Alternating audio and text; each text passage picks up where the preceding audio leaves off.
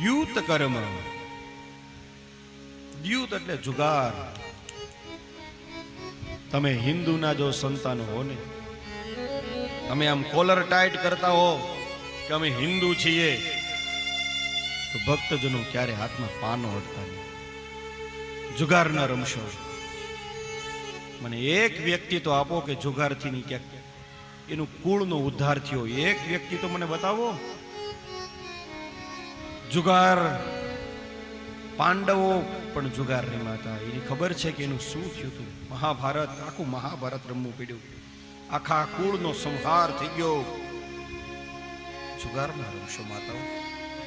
તમારા હાથમાં જો હવે કડતાલ આવી હોય, તમારા હાથમાં જો ભગવાનના નામ આવ્યા હોય, આ ભગવાન ચરિત્ર, શિવના ચરિત્રો તમે સાંભળ્યા હોય, હૃદયની અંદર તો તમે શિવ તત્વ જેવું પધારેવું હોય, તો ભક્તજનો ભગવાનને ગમતું નથી આ જુગાર.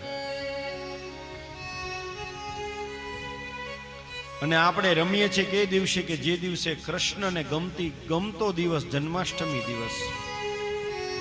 હાથમ આઠમ આવે એટલે આપણે બીજી પ્રવૃત્તિમાં લાગી જઈએ છીએ. પણ ભક્તજનો, હું તો હાથ જોડીને કહું છું, કૃષ્ણને નહોતું ગમ્યું એટલે જુગારના કારણે તો આખા કુળનો સંહાર કર્યો હતો. તીર્થમાં જઈને જુગારીમાં મદિરાનું પાન કર્યું. તીર્થમાં જઈને બ્રાહ્મણોને અપમાનિત કર્યા. બ્રાહ્મણોએ શ્રાપ આપ્યો કે જાઓ, તમારો કુળનો સંહાર થઈ જશે.